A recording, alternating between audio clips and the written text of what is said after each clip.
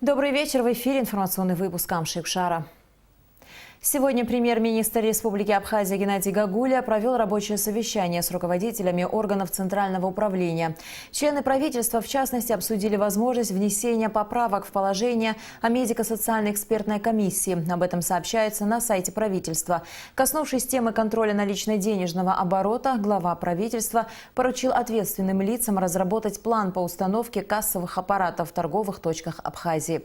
Геннадий Гагуля поручил министру финансов Джансуху Нанба пересмотреть действующие тарифы и комиссии коммерческих банков Абхазии для оптимизации финансовой деятельности индивидуальных предпринимателей и юридических лиц.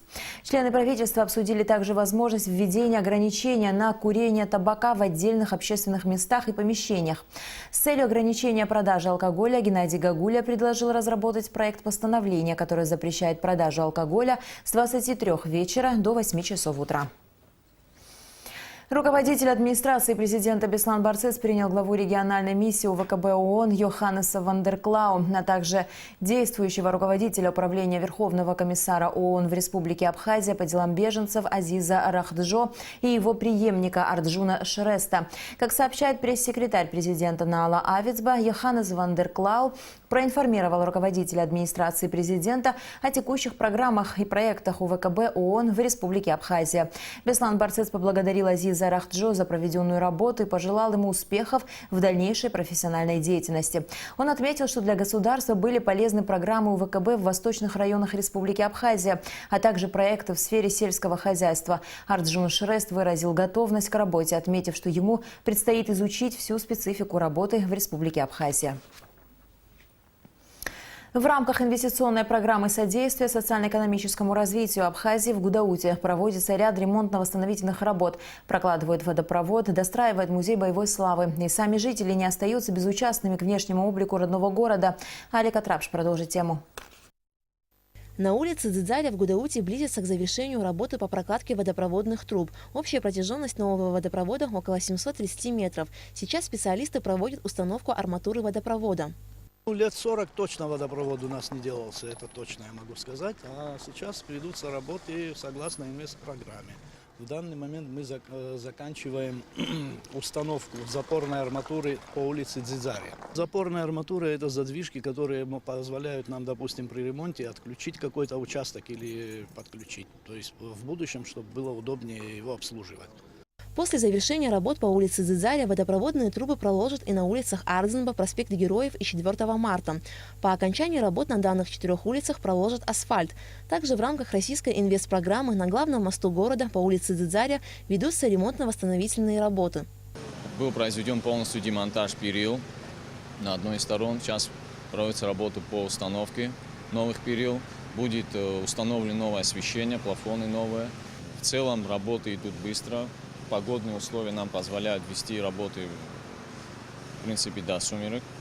Несколько месяцев назад по улице Дзидзаря срубили платановую аллею, так как корни деревьев деформировали и разрушали тротуары, проезжую часть. На месте срубленных платанов высадили конский каштан, так как его корневая система глубокая и не вредит внутренним коммуникациям города. Саженцы конского каштана принялись хорошо, за ними ухаживают. Посаженные деревья конского каштана, как вы можете видеть, прекрасно прижились у нас, и дальнейший уход за ними осуществляется таким образом. Раз в 2 дня идет обильный полив этих деревьев, в зависимости от погоды. Если погода жаркая, то полив производится ежедневно. На деревьях изначально были положены специальная кокосовая стружка, это такие подложки, которые в жаркую погоду сохраняют влагу. Далее деревья были ограждены специальной изгородью, которая так служит и ограждением для них, также является и укреплениями для этих деревьев, чтобы они стояли ровно и в дальнейшем корневая система укрепилась и деревья зафиксировали вот этот ровный, красивый общий вид. Еще один крупный объект в Гудауте, на котором ведутся ремонтные работы, это Государственный музей Отечественной войны народа Абхазии имени Сергея Дбар. Старое здание музея снесли еще в 2012 году, и на его месте возвели новое за счет республиканского бюджета. Но в 2013 году стройка была приостановлена из-за финансовых затруднений. К концу прошлого года строительство возобновили. Сейчас в музее идут фасадные работы, а затем начнется прокладка внутренних коммуникаций здания. В таком хорошем темпе работы пошли с мая месяца после приезда президента Республики Абхазия Рауля Джумковича и премьер-министра Геннадия Леонидовича Гагуля. На сегодня государство выделило все деньги на завершение ремонтных работ по фасаду здания. Где-то 12 миллионов, насколько я в курсе. И выделено где-то около 5 миллионов на внутренние работы. На сегодняшний день вы видите, все окна, все двери выставлены, фасад покрашен. По фасаду деньги выделены, но остались незавершенные работы. Вот вокруг музея, да, весь цокольная часть музея, лестницы будут выложены гранитом.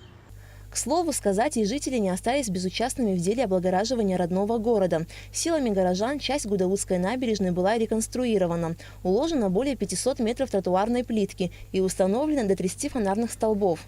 Изначально этот проект вообще осуществлен был с помощью наших более взрослого поколения. Они собрали нас вместе, дали нам первый финансовый толчок. И затем весь процесс, да, был осуществлен исключительно только силами горожан. Горожане помогали материалом, это вот инертным материалом, отсевом, подсыпка для плитки, это цементом, ну и вот многими этими вот составляющими. Вот это вот все щипзаводы, которые вот находятся на территории у нас Гудауты, внесли тоже большой вклад для этого. Нам на благотворительной основе нам помогли осуществить нам этот проект. Местные жители и дальше намерены благоустраивать набережную города. В скором времени здесь установят и лавочки для отдыха. Аля Катрапш, Беслан Джинджолия, Абхазское телевидение. Сегодня в Министерство образования и науки Абхазии поступили новые учебники для учеников со 2 по 9 классы.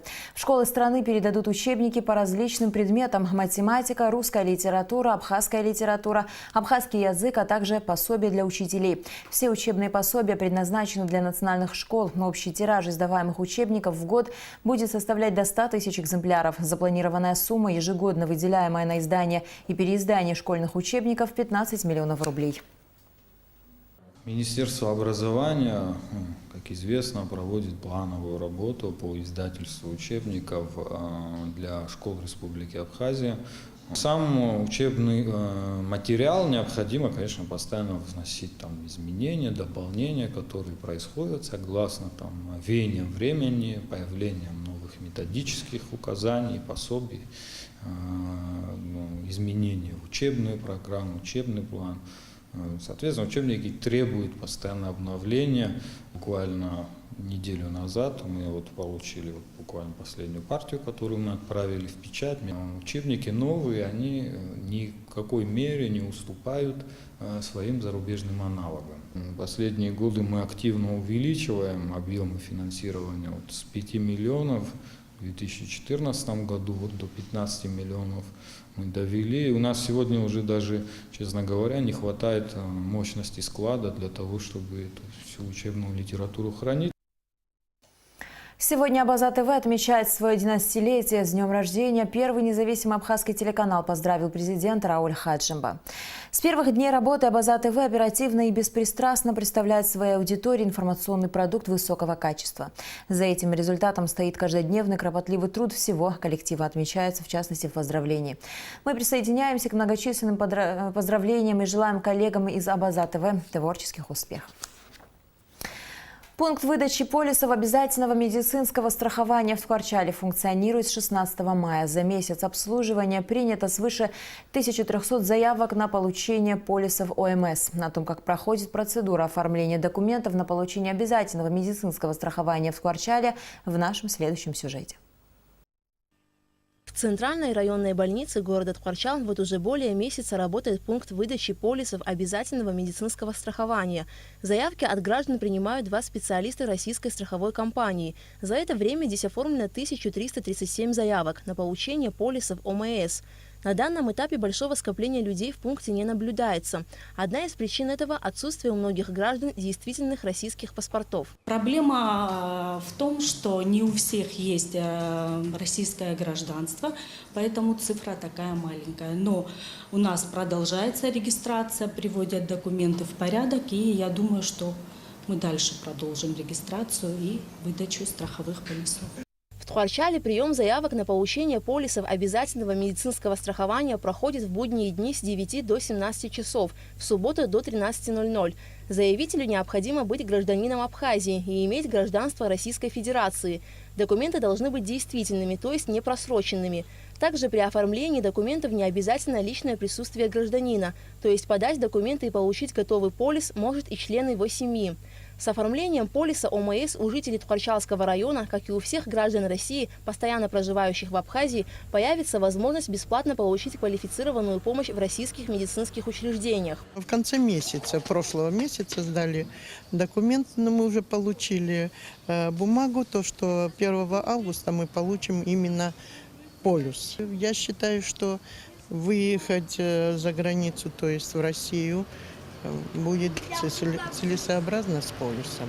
Полис обязательного медицинского страхования оформляется в течение 42 дней. Аля Катрапш, Астамур Гожба, Абхазское телевидение.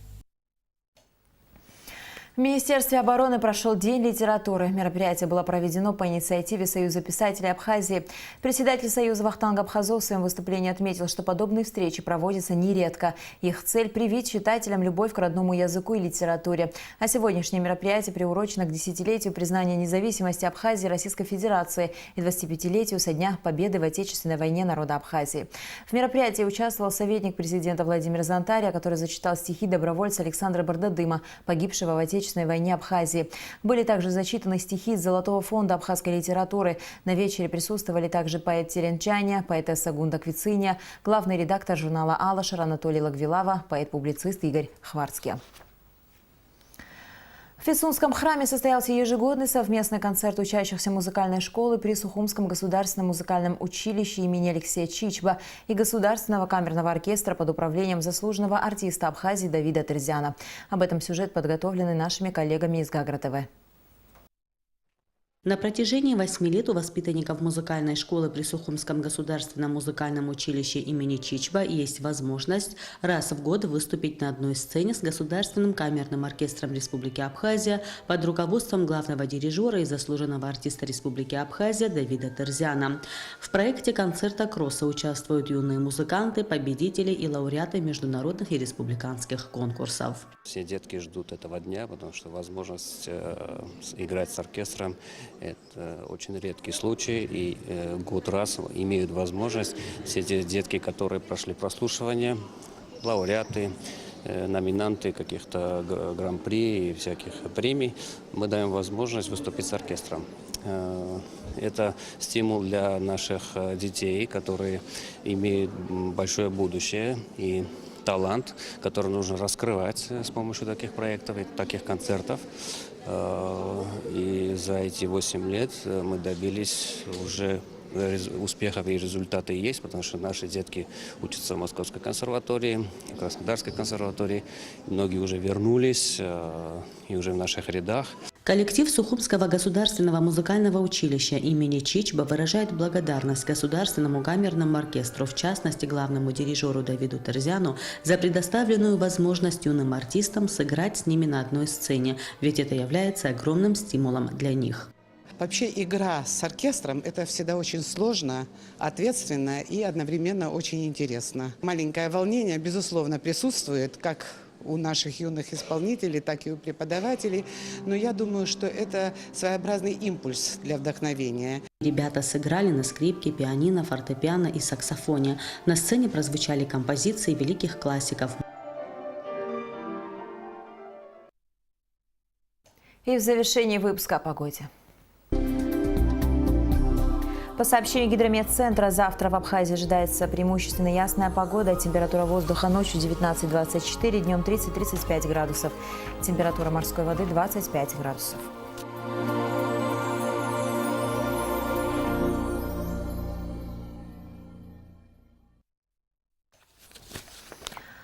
На этом наш выпуск завершен. До скорых встреч в эфире.